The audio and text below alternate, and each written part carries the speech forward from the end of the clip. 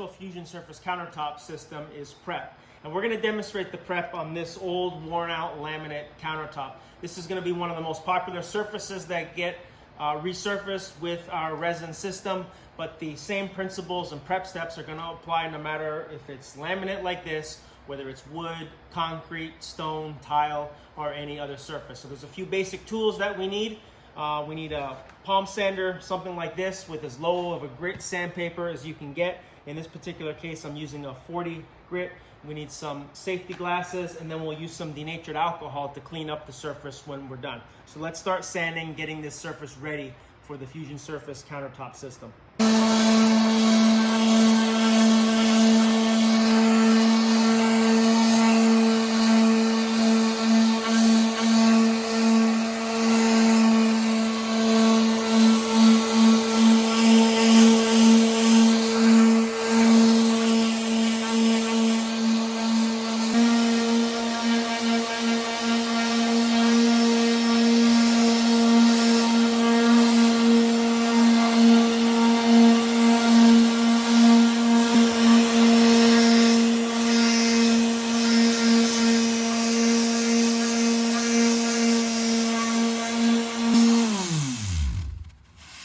Alright, so as you can see, we've sanded this surface with a palm sander using a 40 grit sandpaper. This is a laminate countertop, so it sands pretty easy.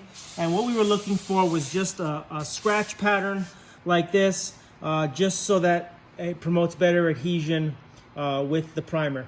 The next step here is now to just clean this up, and we're going to use some denatured alcohol on a rag to do that. So we're just going to pour some denatured alcohol out onto the surface here, and we're going to use a cloth to wipe up the dust. And this is also going to get any oil, grease, any other debris off of the surface. Again, we don't want anything on this surface that's going to cause any bond issues.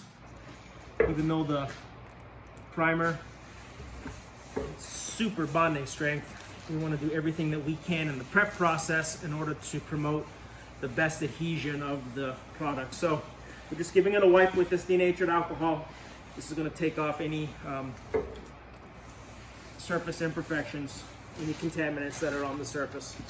So now that we've got our surface prepped, the next step in the process is to prime the surface. And to do that, we're going to use our Fusion Surface Primer.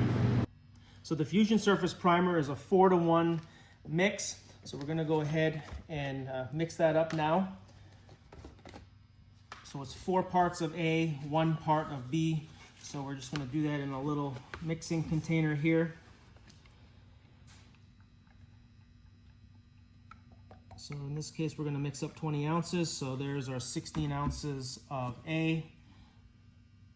And then we'll go ahead and add in our 4 ounces of B.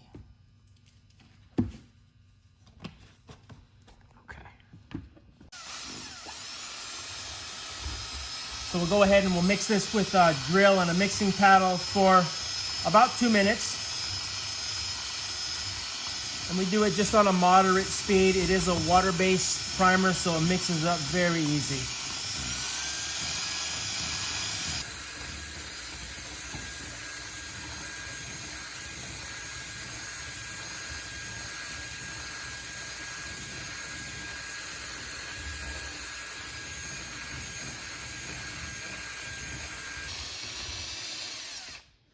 All right, so that's all it needs, is about 2 minutes of mixing.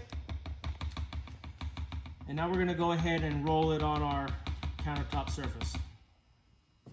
So applying the primer is a very simple step, but it's a very important step. A few basic things to keep in mind is that we're looking for a thin, even coat, no puddles of primer left on the surface. So what we can do is we can just pour out a little bead of it like this, and then we use our roller to start rolling it in place. And again, depending on the surface that you're applying it to, that's going to dictate really how it absorbs into the surface. If you're working with a more porous surface, then obviously it's going to soak up more and you might find yourself using a little bit more. But in general, this is going to spread really well. And again, we're looking for a thin coat, but an even coat, no puddles.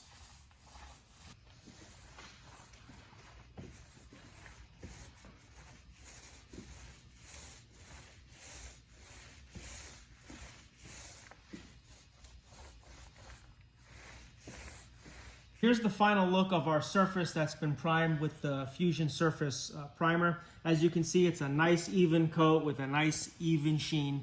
And this surface has been allowed to dry for several hours, and we're now ready for the next step, which is to get our Fusion Pigments ready for the Fusion Surface system that we're going to install on top of this countertop.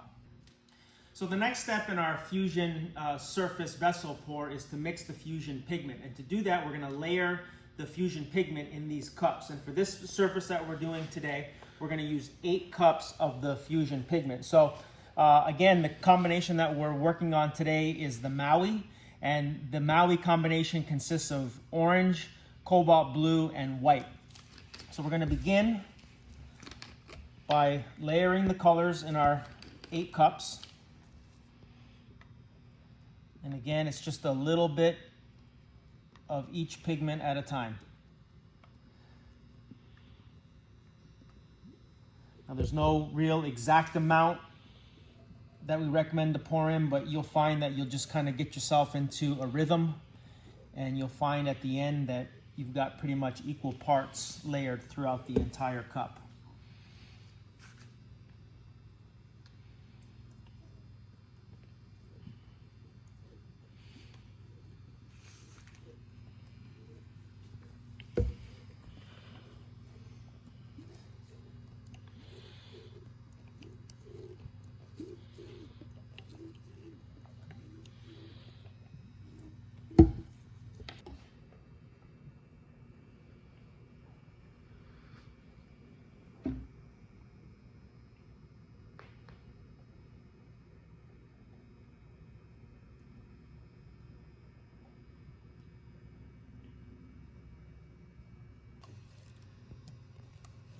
So as you can see, we're just going to continue to add some of the Fusion pigment to each cup until we have them full.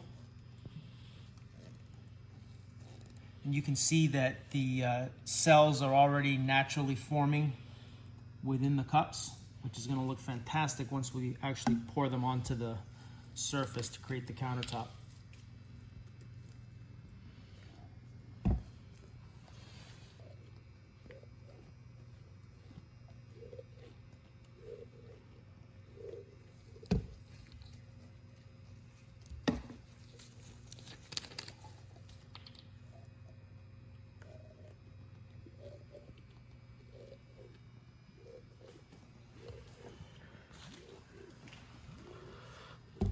And as you can see at this stage, we have about the same amount of Fusion pigment in each cup, which tells us that we're adding about the same ratio per color each time we pour. Again, it doesn't have to be exact, but we're looking for something that's fairly close.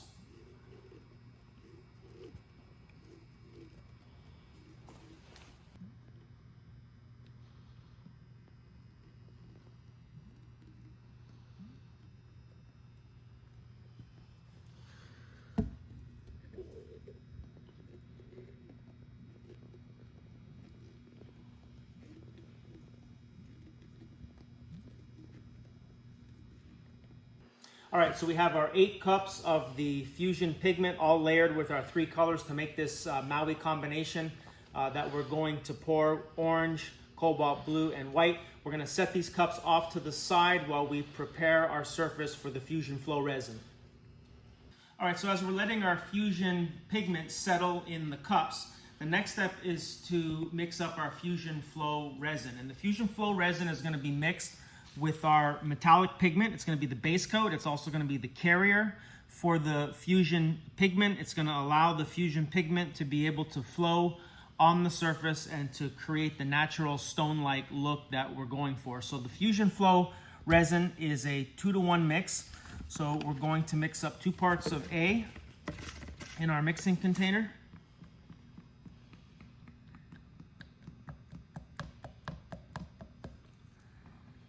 And then we're going to add 1 part of B.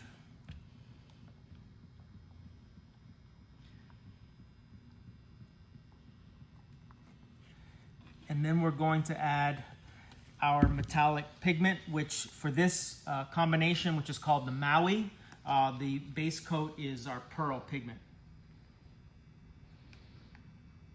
So we're going to add that into our Fusion Flow resin. Then we're going to take our drill and our mixing paddle and we're going to mix it at a moderate speed for a couple of minutes.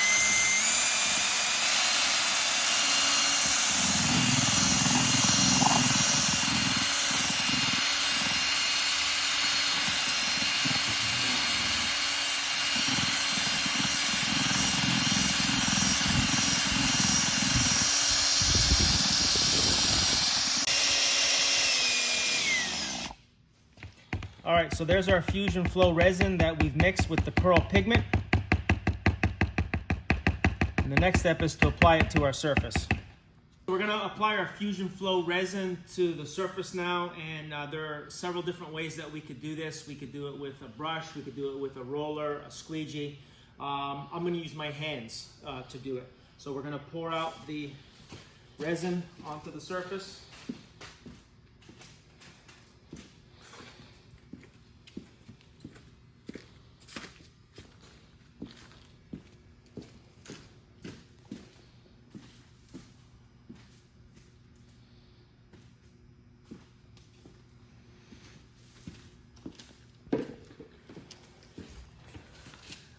So I'm going to use my hands just to move it over the surface. We're looking for just a thin, even coat.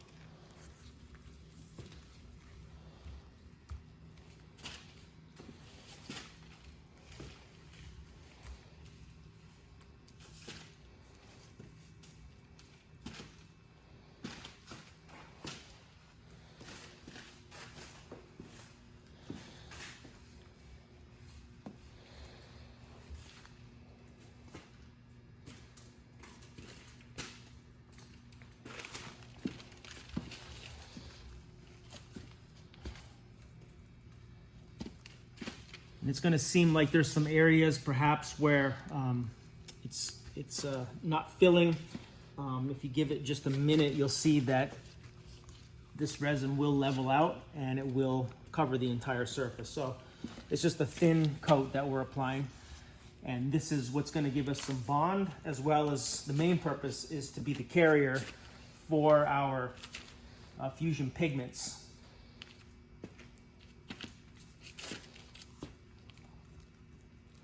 And so then we want to apply a thin layer also to our edges.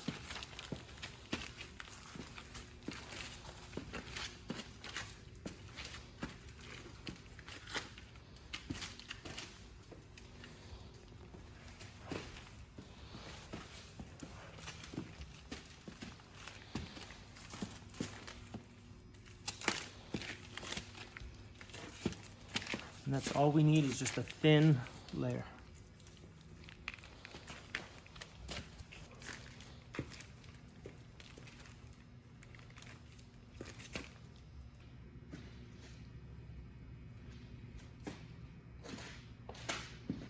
So we've gone ahead and applied our thin layer of the Fusion Flow resin, and you'll notice that we used a black primer for this combination, and then we used a pearl metallic pigment in the Fusion Flow resin. And because the pearl metallic is so light in color and the primer is black, dark in color, we're seeing some of the black primer still coming through the pearl, and that's perfectly fine. We're actually not trying to cover it all, and so depending on the combination that you're doing and the color of metallic pigment that you're using, you're going to see the primer ghosting through to various degrees. So it's not a problem, and this surface is now ready for us to pour our Fusion pigment onto.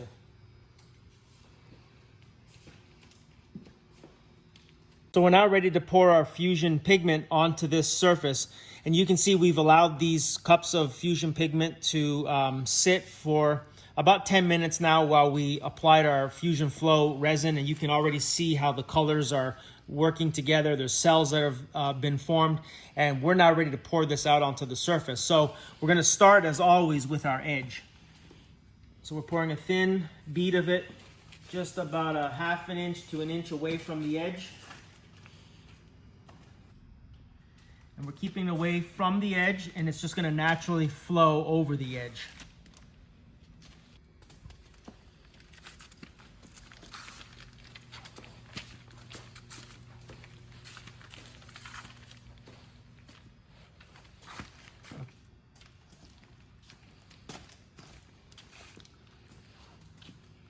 All right, so we've gone around this edge one time already. I've got about half a cup left, so I'm gonna go ahead and pour just another thin bead of it around the edge again.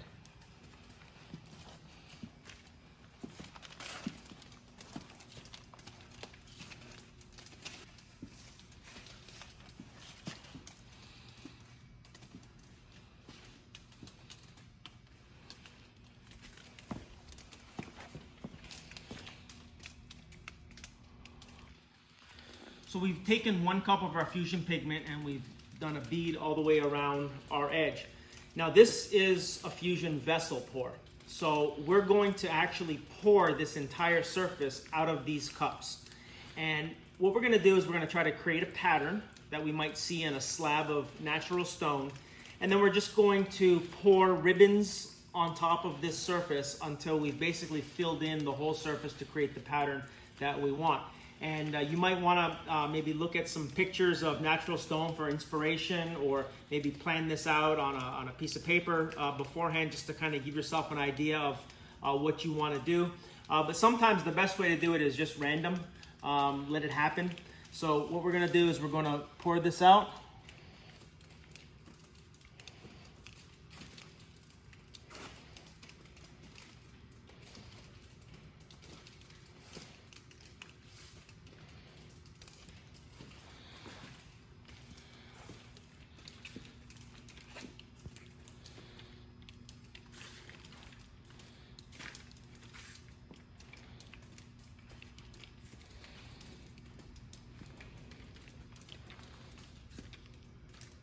And we go right off the edge.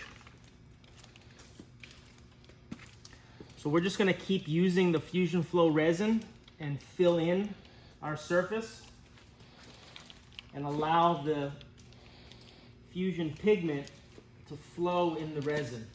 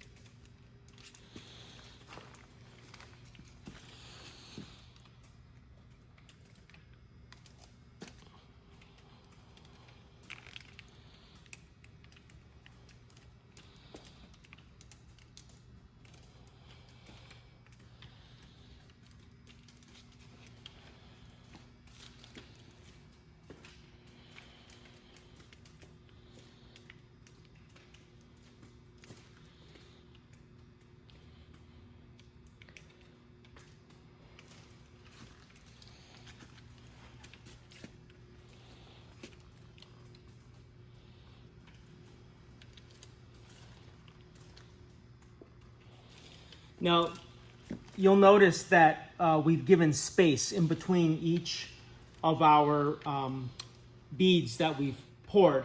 And if you look up over here, you see that there was an inch or more in between these 3 beads, but yet you see how the Fusion Flow resin has caused our Fusion pigment to come together to create a very natural, continuous look here. So that's what we're looking for. We'll see this whole thing develop as we continue to pour.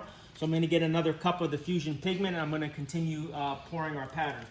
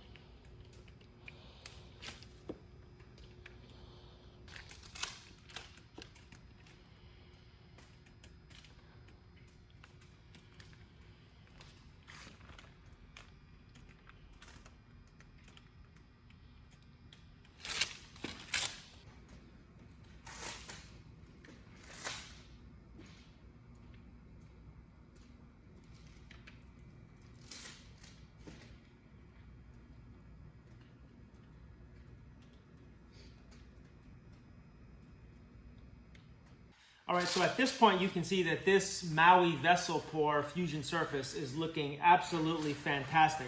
Now I actually have 1 cup of the fusion pigment left, but I think I'm gonna go ahead and stop right here because I'm really satisfied with the result. Now, if you wanted to, you could add more. You could have even stopped sooner, depending on the look that you're going for, but I think for me, this is exactly what I was looking for and exactly what I was expecting.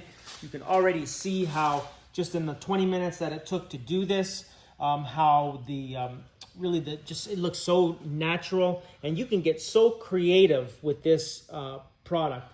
So we're gonna let this dry overnight, and then we're gonna come back tomorrow and we're gonna put our countertop epoxy on top. All right, so we've let about 24 hours pass and this surface is now fully dry.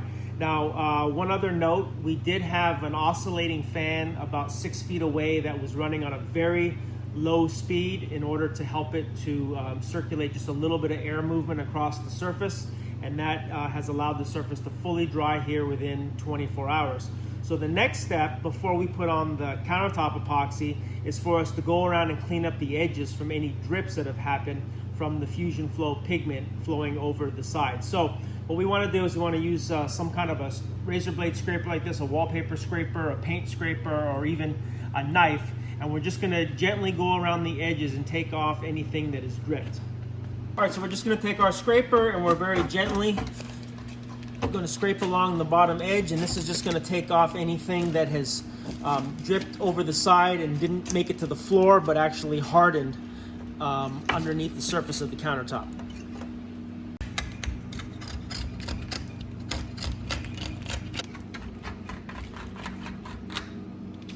So that's all there is to cleaning up the edges. The next step is for us to apply our countertop epoxy to the surface. So let's go ahead and get that mixed up. So now that we've got our surface all cleaned up, the next step is to apply the countertop epoxy. Now, the countertop epoxy is an ultra clear, high heat resistant epoxy, and it is a 2-to-1 mix. So it's 2 parts to A to 1 part of B. So we have 2 small mixing containers here, and we're going to pour in the amount that we need. Now we're mixing up a 96-ounce batch for this countertop surface. The reason we came to that number is because we recommend between 3 and 4 ounces per square foot. So we're mixing up 96 ounces to cover our surface here. So we just poured in our 64 ounces of part A, and now we'll follow up with 32 ounces of the part B hardener.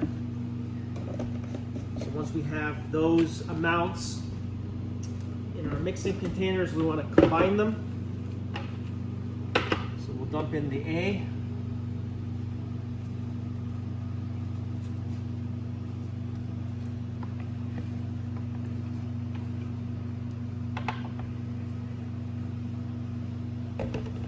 And then we'll go ahead and add the B hardener.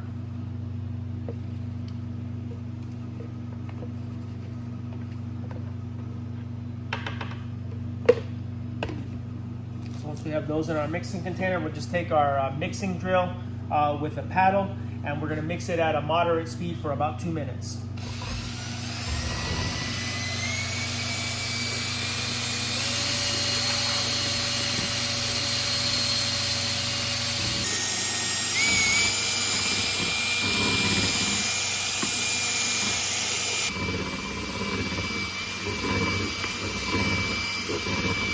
All right, so the countertop epoxy is all mixed up, and we're just now going to pour it out of the bucket onto the surface.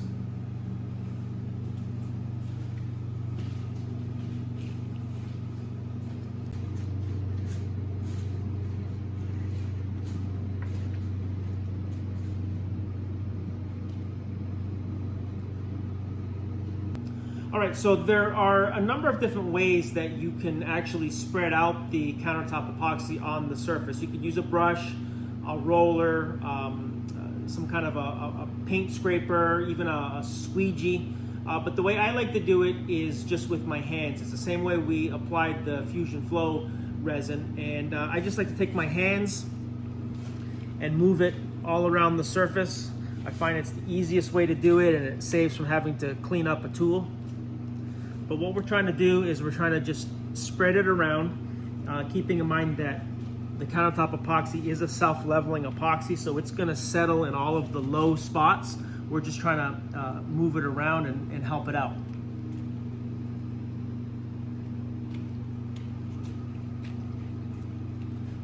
Okay, that's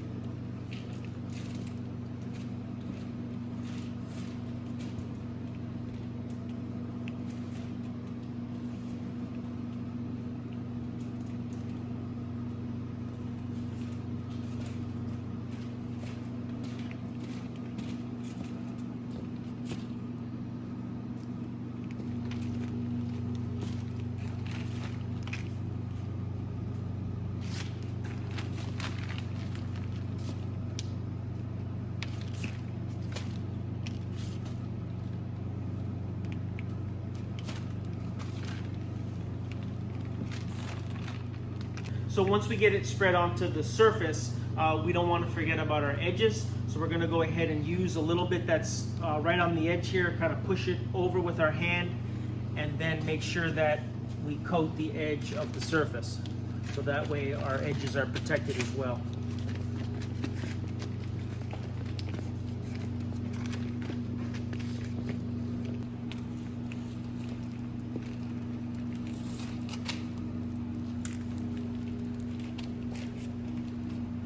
So what we also want to look for is any spots that we've missed. So we want to look at the countertop from different angles, and if we see anywhere that we've missed, we want to make sure that we've spread some epoxy there. So here's a little spot that we missed, so we're going to go ahead and just make sure that we have it fully covered with the countertop epoxy. And again, any of the lines or ridges that I'm creating with my hands, you can see in just a few seconds those go away because the epoxy is self-leveling.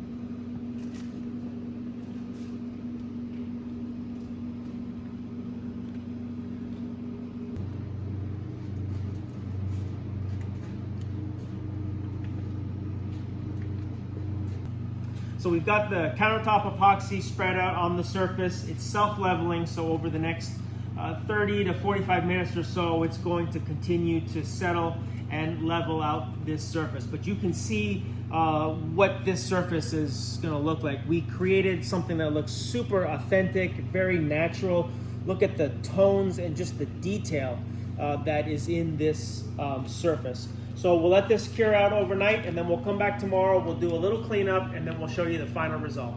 All right, so here we are back the next day, and we've allowed the countertop epoxy to dry on the surface. And as you can see, this vessel pour really creates a really unique look that's very, very achievable for anyone.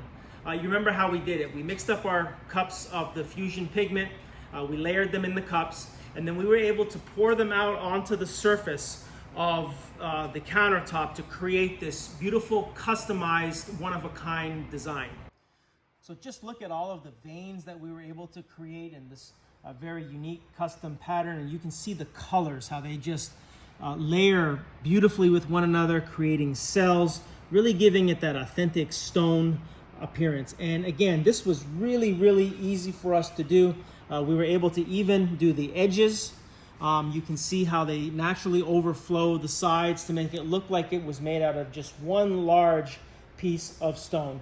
Again, this vessel pour is just one of the techniques that can be done with our Fusion surface countertop systems. You can get this kit, the Maui, or any of our other hundreds of kits available on our website at www.epoxyplus.com.